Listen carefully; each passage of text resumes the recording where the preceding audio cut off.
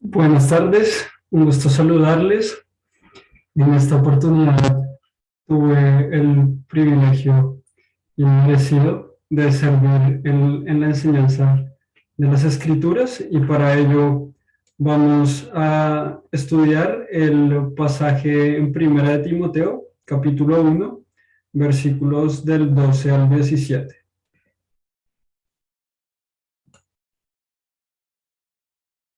La palabra de Dios dice así: Doy gracias al que me fortaleció, a Cristo Jesús nuestro Señor, porque me tuvo por fiel poniéndome en el ministerio, habiendo yo sido antes blasfemo, perseguidor e injuriador.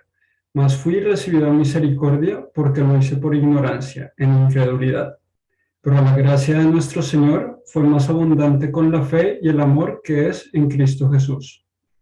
Palabra fiel y digna de ser recibida por todos, que Cristo Jesús vino al mundo para salvar a los pecadores, de los cuales yo soy el primero.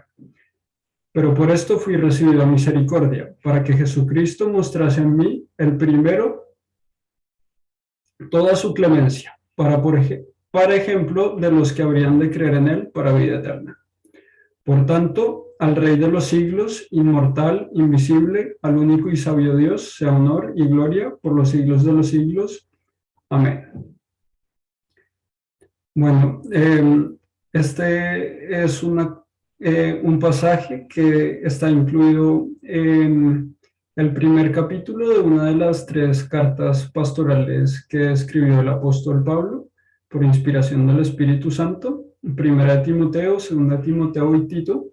En este caso, el apóstol le escribe a Timoteo, quien es el primer líder cristiano nombrado en las Escrituras de segunda generación, que se convirtió en el protegido de Pablo y fue líder en la iglesia de Éfeso. Pablo le escribe esta carta para animarle e instruirle en temas de sana doctrina, adoración pública, liderazgo de la iglesia, disciplina personal, entre otros. Y en esta primera sección de la carta, el apóstol inicia por advertir a Timoteo contra la falsa doctrina, como podemos observar en los versículos 3, 4, 6, 7 y 8, en donde el apóstol recuerda a Timoteo que él, el apóstol Pablo, le había encomendado frenar a los falsos maestros, quienes perdían el tiempo en debates sin sentido y quienes no entendían el real propósito de la ley de Dios, que en sí misma es buena, justa y santa cuando se usa correctamente, para que por medio de ella vengamos al conocimiento del pecado, según vemos en el versículo 8 y también en Romanos 3:20 y 7:12. Bueno, habiendo ya revisado el contexto que marca este pasaje, y con el fin de exponerlo de la manera más clara posible, quiero que consideremos el texto a la luz de los siguientes puntos. 1. El ministerio y conversión de Pablo. 2. La obra de Cristo Jesús y su principal propósito. Y 3. La alabanza a Dios como único resultado. Entonces los puntos serían el 1, el ministerio y conversión de Pablo. 2, la obra de Cristo Jesús y su principal propósito. Y 3, la alabanza a Dios como único resultado. 1, el ministerio y conversión de Pablo. Entonces, vemos que el versículo que está justo antes de nuestro pasaje, el apóstol afirma el verdadero uso de la ley, la cual fue dada para todo aquel que va en contra de la sana doctrina, según el evangelio del Dios glorioso y bendito que le fue encomendado a Pablo. Habiendo anunciado esto, Pablo, al decir que Dios le encomendó la tarea de predicar el evangelio, procede en nuestro pasaje ya a presentar la razón que hizo posible que él haya llevado a cabo con éxito dicha tarea, la cual le había sido ordenada ya hacía aproximadamente 30 años atrás. Y también presenta la razón detrás de que él haya sido elegido para tal tarea. En pocas palabras, Pablo reconoce que fue solo gracias a que el Señor le fortaleció que él ha logrado servir como mensajero del Evangelio y que fue solo porque el Señor lo tuvo por fiel o por digno de confianza que la tarea misma le fue delegada. Doy gracias al que me fortaleció, a Cristo Jesús nuestro Señor, porque me tuvo por fiel poniéndome en el ministerio. Cabe notar que Pablo está atribuyendo un mérito al Señor desde el inicio de su argumento y que su objetivo es el de exaltar a Cristo y el de presentarse a sí mismo como un mero recipiente del favor inmerecido del Señor sobre su vida. Esto lo podemos apreciar también en el uso del vocablo diaconía, el cual fue traducido como ministerio en la Reina Valera 1960. No obstante, la nueva traducción viviente lo traduce como servicio, en donde se lee: Él me consideró digno de confianza y me designó para servirlo. Podríamos entender erróneamente que aquellos a quienes el Señor les ha confiado el ministerio son personas dignas de honor por haber sido designados por el Señor para un puesto de prominencia como maestros de la palabra, lo cual muchas veces va de la mano con un rol de responsabilidad en el cuidado de la salud espiritual de la grey del Señor, de las ovejas de su prado. Sin embargo, Pablo, por inspiración del Espíritu Santo, emplea el vocablo diaconía para hacer referencia más bien al rol de un humilde servidor. Dicho esto, pasamos a revisar el versículo 13, en donde el apóstol presenta un resumen acerca de sus pergaminos, en donde él mismo, y en acuerdo con la palabra de Dios, se califica a sí mismo de blasfemo, perseguidor e injuriador, como aquello que mejor describía su carácter previo a su conversión. El versículo 13 dice de la palabra del Señor: habiendo yo sido antes blasfemo, perseguidor e injuriador, mas fui recibido en misericordia porque lo hice por ignorancia e incredulidad. Pero la gracia de nuestro Señor Jesús fue más abundante con la fe y el amor que es en Cristo Jesús. Aquí Pablo anuncia que a pesar de haber ido en contra de la santa ley de Dios, que es santo, fue recibido a misericordia. Podemos replicar el análisis moral realizado por el mismo apóstol y podemos imaginar que él debe haberse considerado en primera instancia culpable de haber quebrantado la primera tabla de la ley al blasfemar contra el nombre de Dios y menospreciar el nombre de Cristo Jesús, que es nombre sobre todo nombre, y que además le haya considerado como nombre sinónimo de la más vil de las herejías, y culpable también en segunda instancia de haber quebrantado la segunda tabla de la ley al perseguir, encarcelar y maltratar a los creyentes del camino, llegando inclusive a dar su voto a favor cuando algunos fueron puestos a muerte, según podemos leer también en Hechos 26, del 9 al 11. Y el hecho que el apóstol lo haya hecho en ignorancia no lo absuelve de su culpabilidad. De no ser así, en caso que la ignorancia significase que no hay culpabilidad, el Señor no habría orado al Padre que perdonara a sus verdugos, puesto que no sabían lo que hacían. De no haber sido ellos culpables, el Señor no habría hallado necesidad de interceder ante el Padre por su perdón. Podemos agregar además que el vocablo eleo, traducido acá como misericordia, también nos permite concluir que Dios consideraba a Pablo como culpable y que al salvarle y recibirle como siervo suyo, Dios no le estaba dando a Pablo su merecido, sino que más bien le estaba extendiendo su misericordia.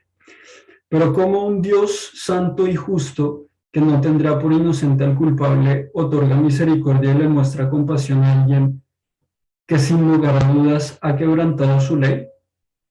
Vemos la respuesta a esta pregunta crucial en el versículo 14, que nos habla de la sobreabundante gracia del Señor. Oh, qué tan generoso y lleno de gracia fue el Señor. Me llenó de la fe y del amor que provienen de Cristo Jesús. Porque por gracia sois salvos, por medio de la fe, y esto no es de vosotros, pues es don de Dios, no por obras, para que nadie se gloríe. Dice también Efesios 2, 8 al 9. La gracia de Dios, que es materia disponible para todo aquel que cree en el Señor Jesucristo, quien siendo el eterno Hijo de Dios, verdaderamente Dios, en la persona del Hijo, se hizo verdaderamente hombre y fue tentado en todo como cada uno de nosotros, pero a diferencia de nosotros, él nunca pecó, entregando su vida voluntariamente en la cruz para pagar nuestra maldad y cargar sobre sus hombros cuán grande maldad nuestra, y recibir entonces el castigo de nuestra paz, el castigo que la santa y justa ira de Dios aplastó entonces al Señor para que nosotros, que merecimos recibir el castigo de la ira del Señor por el resto de la eternidad en el infierno, no recibamos esto, sino que como Pablo, seamos recibidos a misericordia. Notamos entonces que el apóstol ha preparado la antesala para dejar por escrito una de las afirmaciones que para ese entonces ya eran de común conocimiento a lo largo de la Iglesia del Señor. Algo así como una frase resumen o un credo, bastante breve pero muy completo, que los estudiosos consideran debía ser ya de uso frecuente en la Iglesia primitiva, para resumir un punto doctrinal clave. Palabra fiel y digna de ser recibida por todos, que Cristo Jesús vino al mundo para salvar a los pecadores, de los cuales yo soy el primero. La frase palabra fiel es única a las cartas pastorales, en donde el apóstol Pablo la utiliza por inspiración del Espíritu Santo 5 veces en total, haciendo referencia a estas frases ya conocidas en el contexto de la Iglesia, las cuales habían sido cuidadosamente acuñadas para comunicar grandes verdades. De estas 5 oportunidades en donde el apóstol utiliza la frase palabra fiel en las pastorales, solo en 2 casos, aquí y en 1 Timoteo 4:9, esta es complementada con la frase digna de ser recibida por todos, aportando aún mayor énfasis a la verdad a ser anunciada a continuación. Que Cristo Jesús vino al mundo a salvar para salvar a los pecadores, de los cuales yo soy el primero. Cristo Jesús, porque salvará a su pueblo de sus pecados, según recibió José de un ángel en un sueño en Mateo 1:21, y Cristo, porque es el Mesías, el Rey ungido prometido por Dios. Es interesante notar que en contraste con los evangelios, en donde se suele hacer referencia al Señor como Jesús o como Jesucristo, el apóstol pareciera tener un orden favorito acá en las pastorales, puesto que se refiere al Señor como Cristo Jesús en 25 ocasiones y solo 6 veces como Jesucristo, haciendo referencia de cierto modo a su experiencia de conversión, en donde el apóstol Pablo conoció al Señor ya exaltado, puesto que antes de su encuentro camino a Damasco, posterior a la resurrección del Señor Jesús, el apóstol no conocía a Jesús como el Cristo. Es decir, no creía que el Señor Jesús fuera el Mesías. El Señor vino al mundo, es decir, el Señor ya existía desde siempre. El Señor estaba con el Padre y posteriormente vino al mundo, lo cual es muy similar a como lo presenta el apóstol Juan. Por otro lado, cuando leemos mundo, podemos relacionar esto con los habitantes de este mundo caído, y no meramente con el mundo como una simple locación. Un mundo donde hay un príncipe que opera en los hijos de desobediencia, los seres humanos, quienes estábamos todos en enemistad con Dios en nuestra mente, haciendo malas obras, como dice Colosenses 1:21, pero fuimos rescatados. El Señor nos libró, el Señor nos rescató. Cuán asombroso es que pecadores seamos reconciliados con Dios por medio de Cristo. Y si no nos parece algo digno de asombro, fijemos nuestros ojos nuevamente en el caso de Pablo, el primero de los pecadores, o como lo traduce la Nueva Traducción Viviente, el peor de todos. ¿Y para qué fue salvo el apóstol Pablo? Acá ya estamos en el punto 2 del Evangelio, la obra de Cristo y su principal propósito. El propósito de la obra de Cristo en la conversión de Pablo, ¿cuál fue?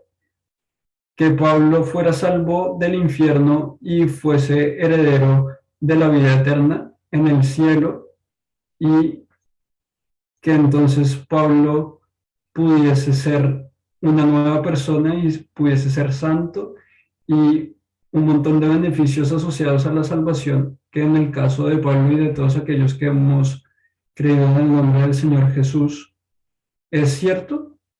No, en realidad estos beneficios no son el principal propósito de la salvación de Pablo, ni de la nuestra tampoco, sino que el principal propósito es el que el Señor le usó a Pablo como suprema ilustración o como prototipo, según el vocablo original, de su paciencia, de la largura de su paciencia, para que entonces todos aquellos quienes observáramos el caso de Pablo pudiésemos pensar que si Pablo, siendo el primero de los pecadores o el peor de todos, fue recibido a misericordia, entonces nosotros, que sin importar lo que hayamos hecho, ya según Dios no somos el peor de todos, puesto que ese título ya el Señor se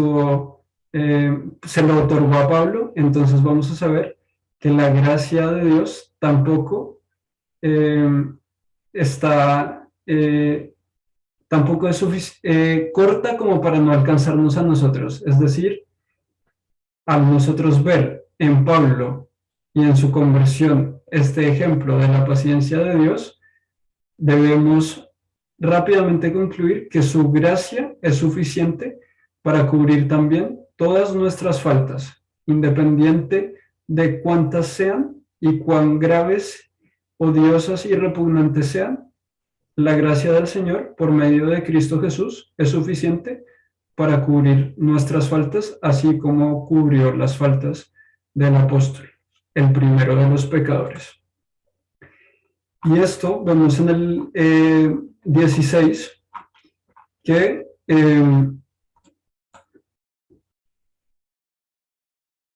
todos aquellos que creamos en Jesús para vida eterna, vamos a ser entonces receptores de esta gracia, este favor inmerecido y esta bondad sobreabundante que mostró Dios para con Pablo, cambiándole de una manera radical, haciendo que él pasase de ser un blasfemo, perseguidor e injuriador a ser el principal apóstol, escribiendo 13 libros del Nuevo Testamento.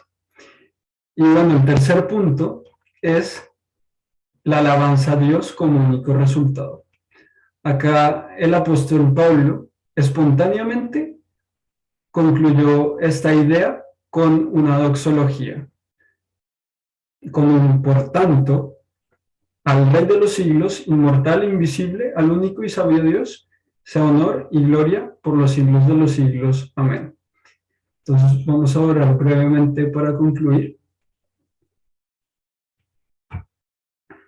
Padre Santo, muchas gracias porque podemos revisar en esta ocasión este pasaje en Primera de Timoteo, donde vemos que el apóstol Pablo reconocía que era solamente por tu gracia que él había sido capaz de llevar adelante el rol de servidor humilde en esta tarea de llevar tu evangelio a los gentiles. Gracias porque podemos ver cómo tú le fortaleciste a él y cómo fue por tu gracia que él fue elegido soberanamente por ti para servirte en esta preciosa tarea.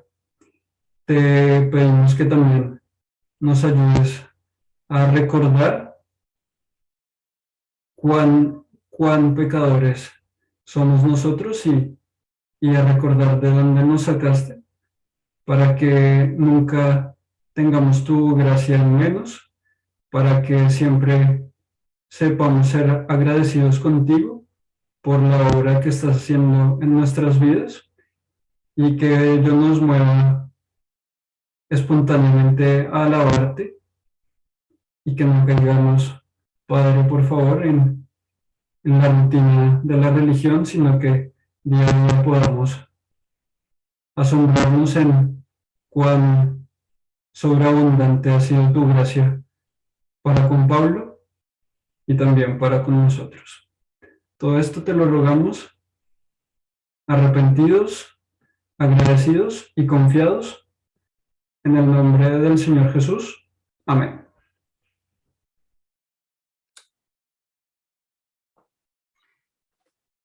Muchas gracias,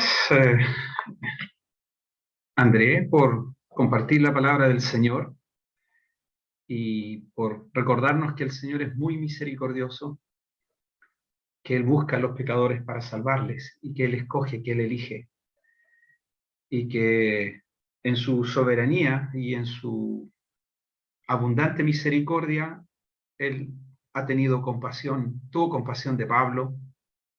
No somos mejores que Pablo. Ha tenido compasión de otros personajes que encontramos en las Escrituras. Ha tenido compasión de nosotros, de cada uno de nosotros, los creyentes. Y en su soberanía nos ha elegido con un propósito. Y vamos a considerar para la segunda parte de esta reunión, vamos a partir o retomar algunas cosas que vimos en el libro de los Hechos, el capítulo 10. Hemos considerado algunas cosas respecto a la conversión de Cornelio. No vamos a volver a retomar ni explicar el tema de Cornelio, pero sí vamos a partir de ahí tener alguna consideración de algunos elementos que seguimos extrayendo de esta porción. Vamos a considerar el pasaje de Hechos, el capítulo 10, versículo 34 y 35.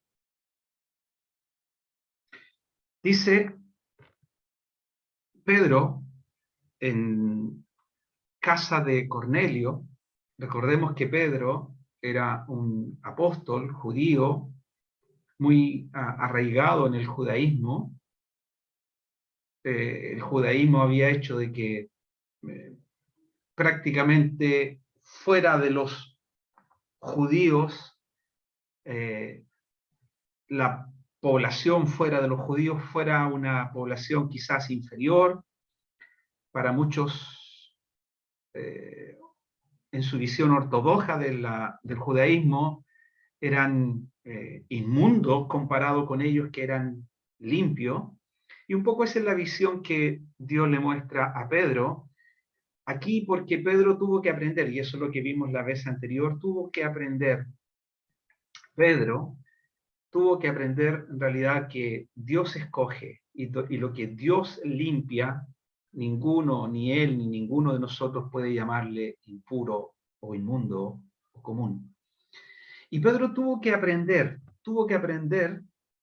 que el Evangelio iba más allá de los judíos, mucho más allá quizás de los judaizantes. Pedro tuvo que aprender y tuvo que entender que Dios ama al pecador y que el Evangelio debía expandirse a toda criatura, tanto judío como gentil. Y eso es lo que aprende Pedro en esta porción. Eso es lo que aprende, lo que le enseña el Señor, y es el contacto que tiene Pedro con Cornelio. Y Pedro entiende de lo que el Señor le ha enseñado y exclama lo siguiente, versículo 34. Entonces Pedro, abriendo la boca, dijo: en verdad comprendo que Dios no hace acepción de personas, sino que en toda nación se alegra del que le teme y hace justicia. Qué bueno tener un versículo como este pensando en nosotros. Nosotros no somos judíos. Hay muchos, y de hecho hay mucha cristiandad que piensa que el creyente es como el israelita espiritual y que el creyente viene a ser como el Israel del Nuevo Testamento. Y profesan y promulgan esta enseñanza y en muchos casos llaman al creyente a guardar, a observar muchas de las enseñanzas judaicas. Pero aquí el Señor le enseña a Pedro y Pedro confiesa y hace esta declaración. En verdad comprendo que Dios no hace acepción de personas, sino que en toda nación se agrada del que le teme y hace justicia. Pedro en el capítulo 11 vuelve a contar a los creyentes, a sus hermanos en Jerusalén, esta gran experiencia que él tuvo allí en Cesarea de Samaria. Y le explica lo que Dios hizo en medio de, o en casa de Cornelio, y lo que Dios estaba haciendo entre los gentiles. Algo mencionaba André acerca de esto. La maravilla de que Dios llame tanto a judíos como a gentiles al arrepentimiento. Y Pedro explica y dice a sus hermanos creyentes, allí en el capítulo 11, versículo 17, dice, si Dios pues les concedió también el mismo don que a nosotros que hemos creído en el Señor Jesucristo, ¿quién era yo que pudiese estorbar a Dios? Entonces, oídas estas cosas, callaron y glorificaron a Dios, diciendo, de manera que también a los gentiles ha dado Dios arrepentimiento para vida. Dios ha abierto la puerta para que también a los gentiles se les predique el evangelio y que ellos también sean llamados al arrepentimiento. Pedro predica en casa de Cornelio y dijimos que era una predicación ideal, con un público ideal, porque predica y todos se convierten. Todos se convierten al Señor. El Espíritu Santo cae sobre todos, dicen los que estaban en la casa. Y sobre todos los gentiles, y sobre ellos se derrama el don, dice, del Espíritu Santo allí en el capítulo 10, versículo 45. Así que vemos cómo el Evangelio se expande y por lo tanto aquí tenemos estas dos visiones. Por un lado, Pedro arraigado en el judaísmo y por otro lado, compartiendo con los hermanos que fuera del judaísmo o fuera de los judíos, Dios también tenía pueblo a quien llamar.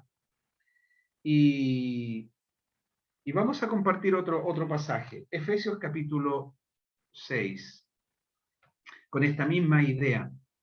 Bueno, hay otros pasajes que nos dicen que Dios en realidad no hace acepción de personas. En Efesios, el capítulo 6,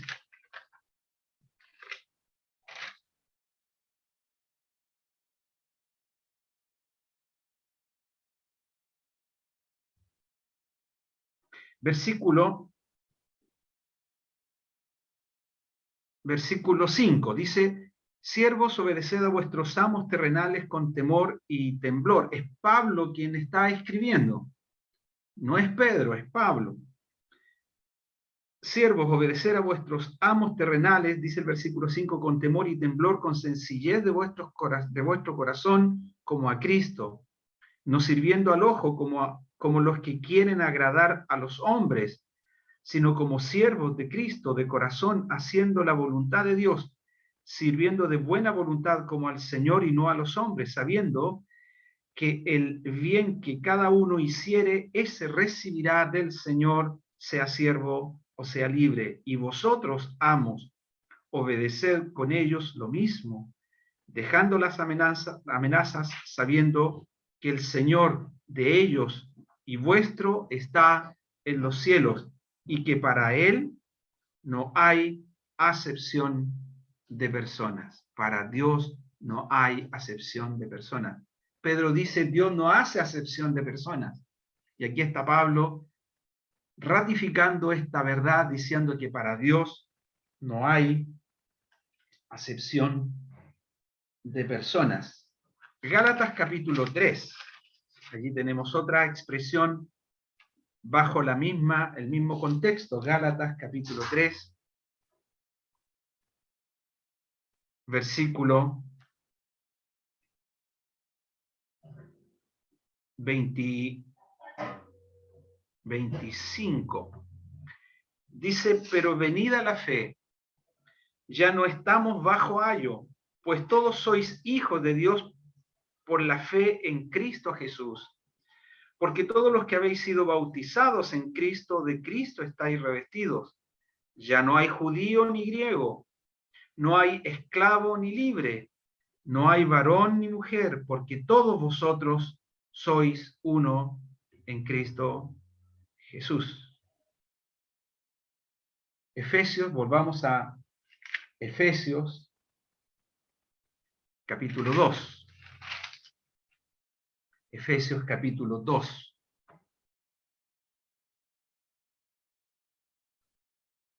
Versículo 14. Porque Él es nuestra paz, que de ambos pueblos hizo uno, derribando la pared intermedia de separación,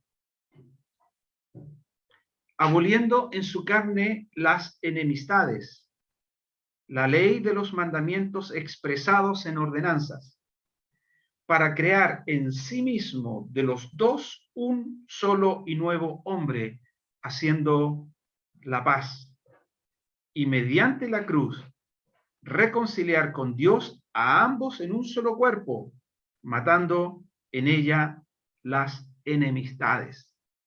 Ya no hay judío, ya no hay gentil. Si estos estaban enemistados, entonces dice el pasaje que Cristo en su carne o en su muerte o en la cruz ha reconciliado a ambos en un solo cuerpo, y este cuerpo y este nuevo hombre y esta unidad es lo que conocemos como la iglesia.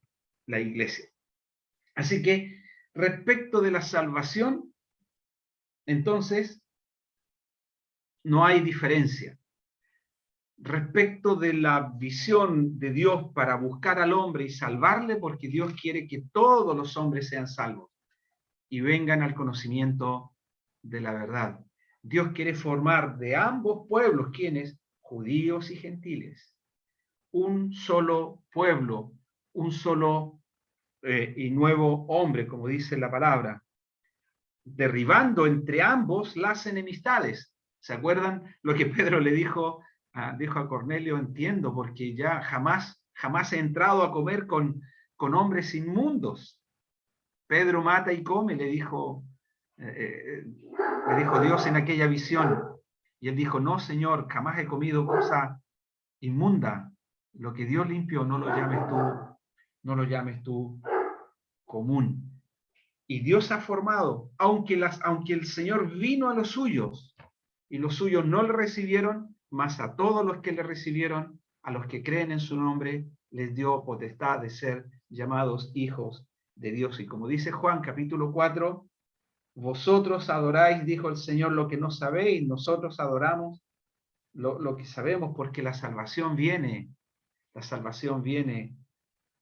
de los judíos. La salvación viene de los judíos. Así que, como Pedro menciona, Dios ha dado y concedió ese mismo don tanto a judíos como gentiles. Dios busca a los pecadores para salvarles, tanto judíos como gentiles. Dios quiere abolir las enemistades. para formar un solo y nuevo hombre. Aunque encontramos en las Escrituras y decimos muchas veces Israel es el pueblo terrenal, la iglesia es el pueblo espiritual, pero Dios tiene un trato para con Israel y tiene un pacto para con Israel, un pacto que no será quebrantado. Y Dios tiene un pacto con la iglesia, el nuevo pacto, y este es el nuevo pacto que haré en los postreros tiempos con ellos. Pondré mis leyes en su corazón y en su mente las escribiré. Y no consideraré sus pecados y transgresiones, y nunca más, dice, me acordaré de sus pecados y transgresiones. El nuevo pacto basado en la obra de la cruz. Pero entre el Israel terrenal y la iglesia espiritual, hay tres elementos que yo quiero compartir y que hacen que Dios no hace en realidad diferencia. Hay pactos distintos para Israel y para el nuevo hombre, para la iglesia, pero en esos pactos distintos hay tres elementos que son similares, y eso es lo que yo quiero compartir en los minutitos que tenemos. Primero, Israel fue escogido por Dios. La iglesia ha sido escogida por Dios. Por lo tanto, hay similitud en un tema de elección. Dios escoge. Dios llama. Dios determina. No es Israel quien buscó a Dios, fue Dios quien buscó a Israel. No somos nosotros que hemos buscado a Dios. Dios nos buscó. Dios nos buscó, Dios nos encontró. Y cuando nos encontró, nos llamó al arrepentimiento y nosotros no fuimos rebeldes. Y Dios ha dado el don, como dijo Pedro a sus hermanos judíos, Dios ha dado este don, como también ha dado el don a nosotros. Y los gentiles, también a los gentiles ha llamado Dios a arrepentimiento de vida. Dios ha escogido a Israel, Dios ha escogido a su iglesia, y aquí tenemos un tema de elección. Israel fue preservado, Israel es guardado por Dios. Israel está en el corazón de Dios y Israel, por así decirlo, está bajo el amparo, bajo las alas del Dios Todopoderoso. Así también la iglesia, los creyentes, estamos bajo la protección de nuestro Dios. Y aquí tenemos un segundo punto que es el tema de protección. Tenemos un primer punto que es el tema de elección y tenemos un segundo punto que es el tema de protección. Y también Dios ha escogido a Israel para nunca más apartarlo de su corazón. Dios ha bendecido y va a bendecir a Israel y va a preservar a Israel por siempre. Así también a la iglesia. Dios ha bendecido. Hemos estado aprendiendo de la bendita esperanza, ¿verdad? Los creyentes tenemos esta bendita esperanza. Bueno, así también Dios bendice y sus promesas son amplias para los suyos. Y también Dios ha prometido preservación para la iglesia respecto de la eternidad. Y aquí tenemos el tercer punto, que es el tema de la proyección y la preservación. Así que tenemos la elección, tenemos la protección y tenemos la proyección o la preservación. Así que vamos a escoger algunos versículos para que nos lleven en estas direcciones. Primero, un tema de elección, escogidos. Éxodo capítulo 19. Éxodo capítulo 19. Israel fue escogido. En Éxodo el capítulo 19, Dios saca a Israel de Egipto. Y allí, frente al Sinaí, y en el Sinaí establece un pacto con Israel. Y dice el versículo 2, llegaron al desierto de Sinaí y acamparon en el desierto, y acampó allí Israel delante del monte. Y Moisés subió al monte a Dios, y Jehová lo llamó desde el monte, diciendo: así dirás a la casa de Jacob, y anunciarás a los hijos de Israel: vosotros visteis lo que hice a los egipcios, y cómo os tomé sobre alas de águila, y os he traído a mí. Es Dios quien ha tomado a Israel sobre alas de águilas, con esta analogía, y os he traído a mí. Ahora pues, si diereis oído a mi voz y guardareis mi pacto, vosotros seréis mi especial tesoro sobre todos los pueblos, porque mía es toda la tierra, y vosotros me seréis un reino de sacerdote y gente santa. Vosotros me seréis un especial tesoro. Allí está el Señor escogiendo de entre todos los pueblos a Israel para ser su especial tesoro, para distinguirlo de entre todos los pueblos de la tierra. Y haría de ellos un reino de sacerdotes y gente santa. Y un reino de sacerdotes porque establecería el Señor su presencia en medio del pueblo y llamaría al pueblo a él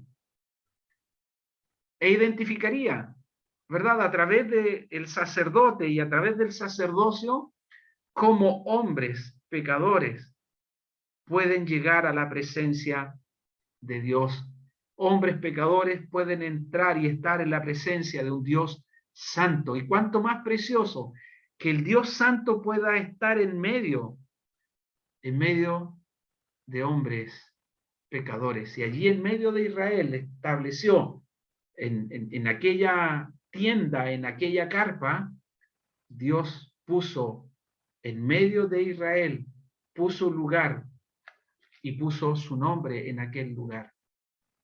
E Israel sería un pueblo de adoradores, un pueblo de sacerdotes que tendrían la posibilidad de adorar no a ídolos, no a imágenes, no a elementos de la naturaleza como lo hicieron quizás muchos de ellos durante mucho tiempo en Egipto. Dios iba a revelarse en medio de su pueblo como el Dios único y verdadero, como el Dios celoso, aquel digno de ser honrado, aquel digno de ser alabado, por sobre todos los dioses. Y eso es lo que encontramos allí en Éxodo, el capítulo 20. ¿Por qué Dios escogió a Israel? ¿Por qué Israel vino a ser su especial tesoro? Bueno, hay un par de pasajes que nos dan cierta orientación. Dios habla a Oseas y le dice que escriba allí en Oseas el capítulo 11, versículo 1, y allí escribe el profeta, dice: cuando Israel era muchacho, es decir, en sus inicios, en su juventud. Cuando Israel era muchacho, dice Oseas, yo lo amé. Y aunque Israel fue rebelde a Dios, después de este pacto y a través de los capítulos y libros que encontramos después del libro de Éxodo, aunque Israel fue rebelde y se apartó muchas veces de Dios y su corazón se inclinó nuevamente a los ídolos, su amor, el amor de Dios por Israel, quedó inalterable, inquebrantable, porque cuando Israel era muchacho, yo lo amé. Y allí tenemos una característica del verdadero amor. El verdadero amor no se termina. El verdadero amor es el amor que viene de arriba. El verdadero amor es el amor que manifiesta a Dios para con el hombre. A pesar de que el hombre es pecador, Dios manifiesta su amor para con los hombres. Lo manifestó a Israel y lo manifiesta a nosotros al buscarnos y rescatarnos de nuestra vana manera de vivir. Dios muestra su amor para con nosotros en que siendo aún pecadores, Cristo murió por nosotros. Y el amor de Dios tuvo su máxima expresión tanto para Israel como para los gentiles en la cruz de Cristo. Jeremías 31:3 dice: Jehová se manifestó a mí hace mucho tiempo diciendo, con amor eterno te he amado, por tanto te prolongué mi misericordia. Con amor eterno te he amado.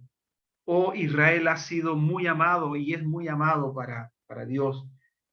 Y Dios manifiesta a través de su amor y a través de su misericordia la consideración para con Israel. ¿Ha desechado Dios a Israel al llegar al Nuevo Testamento? Romanos el capítulo 11, Pablo nos dice que no. Romanos el capítulo 11 dice: digo pues, ¿ha desechado Dios a su pueblo? En ninguna manera. Dios no ha desechado a su pueblo. Israel sigue siendo el pueblo, un pueblo especial para Dios, y Dios tratará con Israel por ser el pueblo amado, el pueblo de su heredad.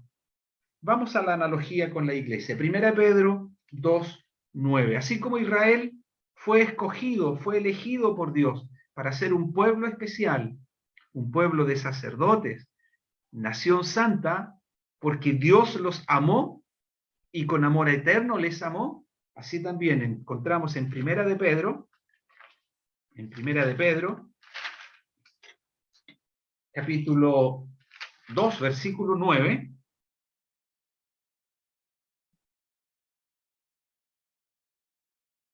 hablando hacia los creyentes. Dice versículo 9, el pueblo de Dios, tengo el título aquí, dice: mas vosotros sois linaje escogido, real sacerdocio, nación santa, pueblo adquirido por Dios, para que anunciéis las virtudes de aquel que os llamó de las tinieblas a su luz admirable. Nuestro hermano Andrés algo nos mencionó de esto, que Dios había escogido a Pablo. Sí, primeramente para librarlo de una condenación eterna, para manifestar en Pablo su gracia y su misericordia, pero también para escogerlo para una misión y ser portador del mensaje del Evangelio. Le dijo a Ananías: Ananías, ve, cuando Pablo se convierte, ve, le dice, porque instrumento escogido me es este, para llevar mi nombre ante reyes, ante el pueblo y ante la gente. Escogido para llevar el nombre de Dios a las naciones, el nombre del Señor Jesús.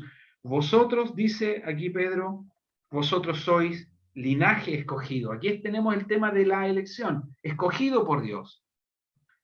Hemos sido escogidos por Dios. Real sacerdocio, nación santa, pueblo adquirido por Dios, para que anunciéis las virtudes de aquel que os llamó de las tinieblas a su luz admirable. Miren la condición de ellos. Estaban en tinieblas y los llamó desde las tinieblas a su luz admirable.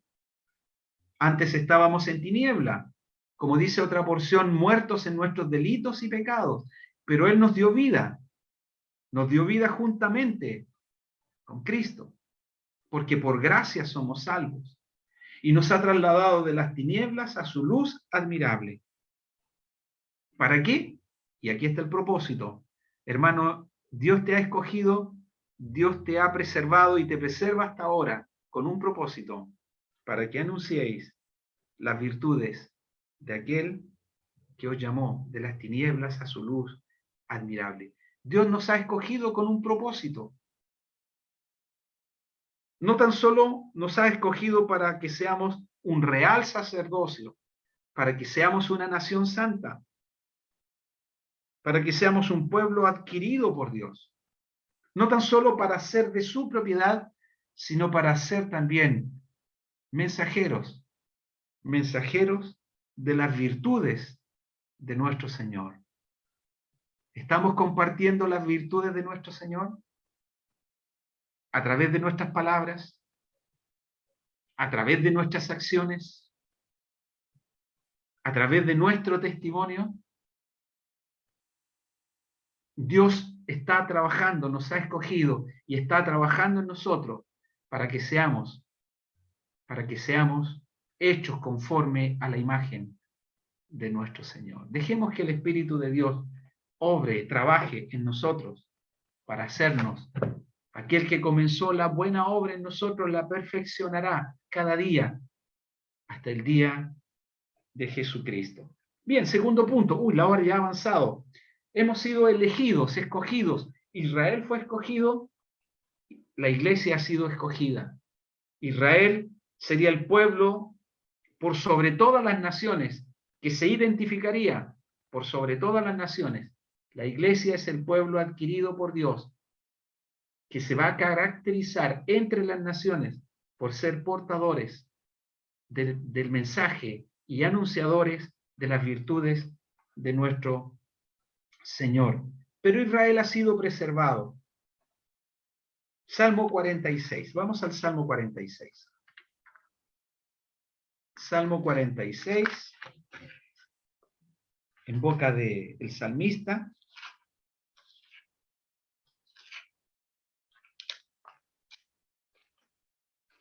Salmo 46, uno lo podemos leer. Dice, Dios es nuestro amparo y fortaleza. Aquí está el salmista. Dios es nuestro amparo y fortaleza, nuestro pronto auxilio en las tribulaciones. Por tanto, no temeremos, aunque la tierra se remueva y se traspasen los montes al corazón del mar, aunque bramen y se turben sus aguas, y tiemblen los montes a causa de su braveza. Del río sus corrientes alegran la ciudad de Dios, el santuario de las moradas del Altísimo. Dios está en medio de ella. No será conmovida. Dios la ayudará al clarear la mañana. Bramaron las naciones, titubearon los reinos. Dio él su voz, se derritió la tierra. Jehová de los ejércitos está con nosotros. Nuestro refugio es el Dios de Jacob. Finalmente, el último versículo dice, Jehová de los ejércitos nuevamente está con nosotros. Nuestro refugio es el Dios de Jacob. Y podemos ver en Abraham las promesas y los tiernos cuidados de protección y de bendición. Podemos leer en Isaac las promesas de protección y de bendición. En Jacobo, en José, en Moisés. Y podemos revisar en Deuteronomio capítulo 28 cómo Dios muestra a Israel que aquel Dios que les ha escogido es un Dios que les protege, es un Dios que les guarda, es un Dios que les bendice, porque ellos han sido su especial tesoro. ¿Qué pasa con los creyentes? Y creo que aquí vamos a leer y vamos a terminar. Mateo capítulo 6. Mateo capítulo 6. Porque ya el tiempo nos ha alcanzado. Mateo capítulo 6. Versículo 25. Allí vemos los cuidados a través de la experiencia y de la enseñanza hacia los discípulos, pero también hacia los creyentes encontramos estas mismas bendiciones. Dice, por tanto os digo, no os afanéis por vuestra vida, qué habéis de comer o qué habéis de beber, ni por vuestro cuerpo, qué habéis de vestir. ¿No es la vida más que el alimento y el cuerpo más que el vestido? Mirad las aves del cielo, que no siembran, ni ciegan, ni recogen en graneros, y vuestro Padre Celestial las alimenta. ¿No valéis vosotros mucho más que ellas? ¿Y quién de vosotros podrá, por mucho que se afane, añadir a su estatura un codo? Y por el vestido, ¿por qué os afanáis? Considerad los lirios del campo, como crecen, no trabajan ni hilan. Pero os digo que ni aun Salomón, con toda su gloria, se vistió así como uno de ellos. Y si la hierba del campo, que hoy es y mañana se echa en el horno, Dios la viste así, ¿no hará mucho más a vosotros, hombres de poca fe? No os afanéis pues diciendo qué comeremos o qué beberemos o qué vestiremos, porque los gentiles buscan todas estas cosas, pero vuestro Padre Celestial sabe que tenéis necesidad de todas estas cosas más. Buscad primeramente el reino de Dios y su justicia, y todas estas cosas os serán añadidas. En boca de Pedro, allí en Primera de Pedro, Dios dice, echemos toda nuestra ansiedad sobre Él, porque Él tiene cuidado de vosotros. Israel recibió la protección de parte de Dios, los creyentes, la iglesia, podemos también tener la confianza para no estar en afán ni en ansiedad, que Dios también tiene cuidado de nosotros. Y les dejo simplemente para su meditación, Israel será preservado para siempre. Ezequiel capítulo 37, lo puede buscar. Y los creyentes seremos preservados también para siempre, para estar con el Señor. Para siempre ellos serán guardados. Para siempre, dice en Ezequiel, sobre Israel. Y la iglesia será preservada también. La promesa dada por el Señor a sus discípulos, que aprendimos hace poco también, que el Señor fue a preparar lugar para que donde Él esté, nosotros también estemos con Él. Y el Señor vendrá. La señal aparecerá. El Señor vendrá para llevarnos junto a Él en un abrir y cerrar de ojos. Recibiremos al Señor en el aire y así estaremos siempre con el Señor. Así que tenemos una pequeña comparación. Dios ha elegido, Dios nos ha preservado y Dios nos guardará y nos proyectará a la eternidad con Él. Así que, como aprendió Pedro, Dios no hace acepción de personas. Dios ha bendecido a Israel y el Evangelio también ha llegado a nosotros para bendecirnos, y Dios ha hecho de nosotros un pueblo espiritual para que anunciemos las virtudes de nuestro Señor. Vamos a orar para concluir esta reunión. Nuestro Dios y nuestro Padre Celestial, te damos gracias por tu palabra doblemente presentada, enseñada, por el Evangelio de nuestro Señor Jesucristo que se expande por el mundo en derredor, ofreciendo vida eterna al indigno pecador. Dios ha escogido para hacernos su especial tesoro.